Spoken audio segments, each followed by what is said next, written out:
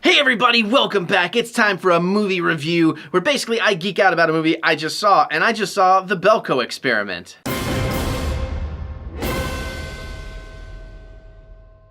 Okay, so obviously I'm a little bit late to this one. I did not get to see it in the theater. Usually with horror movies, I do not get to see them in the theater because I don't necessarily like going to movies alone. Mary doesn't do horror movies. And honestly, horror is not a communal experience for me because there's always some idiot who, well, and I shouldn't say idiot because I'm, as you guys know in my movies, I'm very, very extremely sensitive to other people making noise or reacting. Because like, you know, when I get scared in a horror movie or I jump, I don't want to release that tension with a laugh. And when other people giggle and stuff, that bothers me. Now that's all about me. But anyways, point being, the Belko Experiment. So I'm going to start mostly spoiler free here, and I'll give you a good warning before I get into any kind of major spoilers, but I definitely want to talk about it. So first let me just give you an idea of setting up my expectations. I'm a huge James Gunn fan, going back to the beginning of his career with Romeo and Juliet. Saw that when it first came out. Followed the guy ever since. Sean Gunn is in that as well. Who of course now you know James Gunn has gone on to make the movies like Super, and of course the Guardians of the Galaxy films, and now Sean Gunn, his brother, is even like become a big part in the second. He plays the physical version of Rocket on set, and then he's become an actual character in the second one. So it's nice to see him in the Belko Experiment. So going in, when I first saw trailers for this, I really thought, oh my god, this is going to be great. It's a simple premise. It's kind of like The Hunger Games, only crossed with The Office. And that's kind of what I wanted, and that's basically what I got. Now, I did really enjoy this movie, but I do have a few minor qualms with it. And a lot of that is expectations, but, you know, what are you going to do? So, overall, I thought they did a really good job of setting up the individual characters right away. That, you know, kind of most of the main players, you kind of got a sense of who they were in a very quick time, and you kind of got used to some of them. You know, you buddied up with some of them. You actually cared. So they did some good development within about 5 to 10 minutes before, you know, the big experiment starts. The voice comes on the microphone, and the whole building locks up, and they're like, "Hey, kill this many people, or we're gonna kill twice as many." So, you know, that's your basic premise, and it starts off really well. It's got a great pace. You know, the acting, it's mostly good. There's a few, not in the major players, but there's a few smaller bit parts that are like, that's probably somebody's friend, you know, here and there. Logically, everything makes pretty good sense.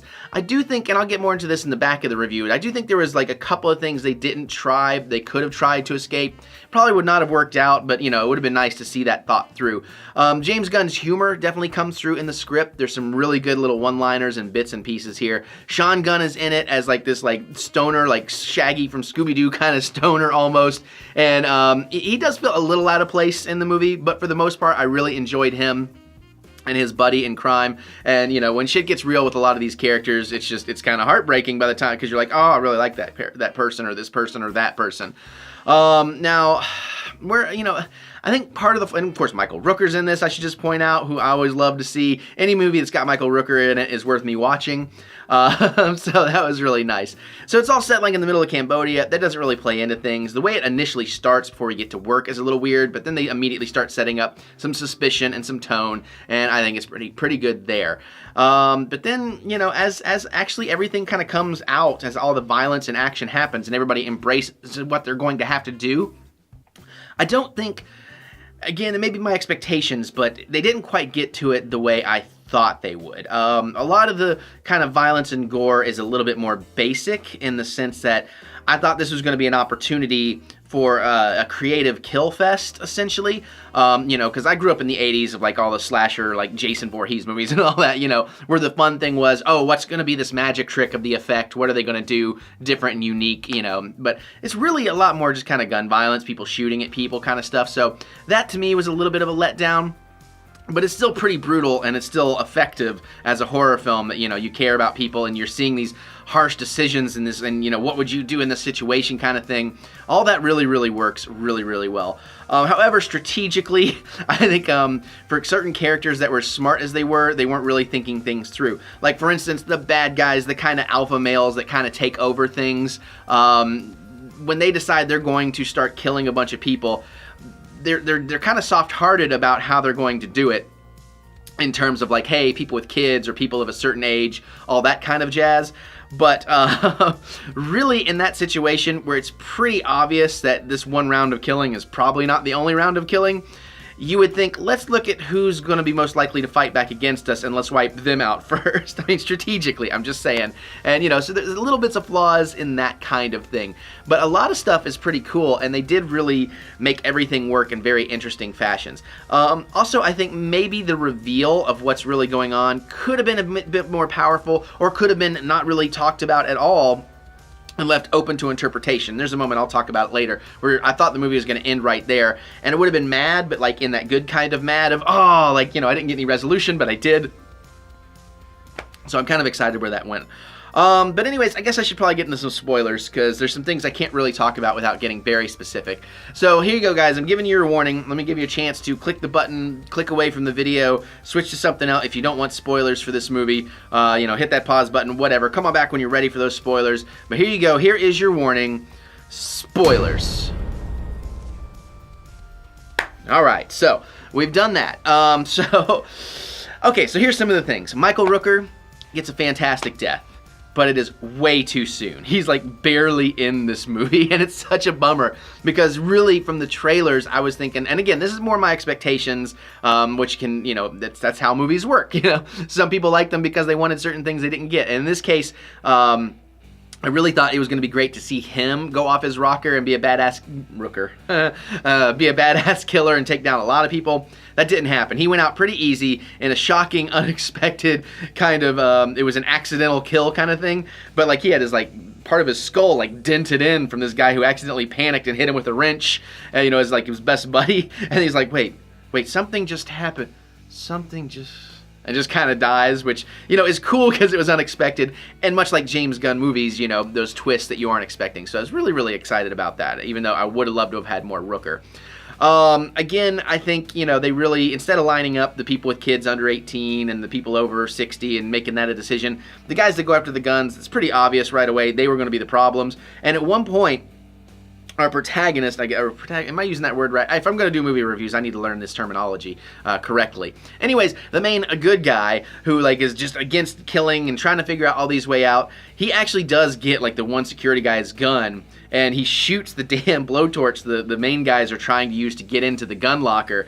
And I'm thinking, you know, you could save everybody a lot of trouble right now if you just shoot those guys. And I get that he wouldn't, but, you know. The black security guard character was really cool. His death was shocking too, kind of just out of the blue, stabbed and just left there to bleed to death, so that was pretty harsh. I do like the new girl, like it was her first day on the job. I saw some other reviews talking about how they were aggravated by that because like you felt like, oh, this is going to be a plot thread that really goes somewhere and pays off in the end, and then it didn't. Well, for me, I liked that though, because that's kind of one of those things James Gunn really likes to do, is he likes to subvert your expectations. And yes, I really thought, and even by the time the girl gets shot in the head randomly, I thought, okay, so here's how it's going to go down. We only have this many people left. You know, this person's going to kill this person, that's going to kill this person, and then she's going to be actually show up and do this. And no, it didn't go that way. But I kind of liked that because I'm like, oh shit, I didn't see that coming. So that worked for me. Now, they did try all kinds of ways to get their message out. And one thing I noticed was they had an AM/FM radio, and they were able to get signal in. And I'm like, why is no one trying to do a radio signal out then? So they missed that step. But other than that, I think they did a pretty tight job of, you know, getting people in line to do the experiment, and like, hey, like, we see you tampering with your thing. We're giving you a warning. You got 10 seconds to stop, or we're going to blow your brains out. I did love that our main guy also snagged all those bombs that Sean Gunn's stoner character was doing, and that he was like stumbling in there. I do like that by the time they revealed the experiment and the guys, that he had planted one on each of them and hits the switches to kill them all and get out. So I thought that was very cool.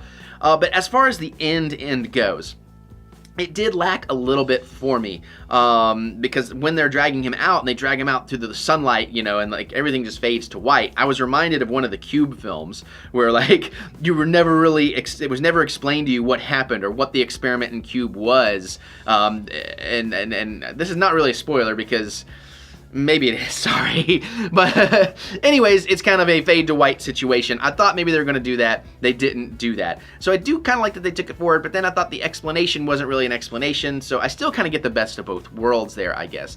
And then the big pull out of the screen at the last thing, and you see all these other lone survivors. But then I'm curious, but if they were doing an exit interview in this at the Belko Experiment, why were all these other people just left randomly? They're the last one standing. I'm a little confused there, but maybe I just need more time to think about it and process it. And then again, like I said, my only real quarrel with this film is this would have been an opportunity for more of, like, you know, when the main girl kind of gets the blade arm off a paper cutter, you know, things like that. And even that didn't get too violent. It really was just mostly people shooting each other. There's a few exceptions that are pretty cool. And when you go into a movie like this, you're kind of looking for those kills and that brutality. And, you know, a lot of people will think, well, isn't that kind of disturbing? That's what you're looking for. Maybe for some people, but for me, it was always the magic of the makeup and the special effects and how you pull off that trick and how you do something we've not seen other people do. So that was a little bit lacking for me in a movie that I would have expected from James Gunn to be a little bit more creative in that department.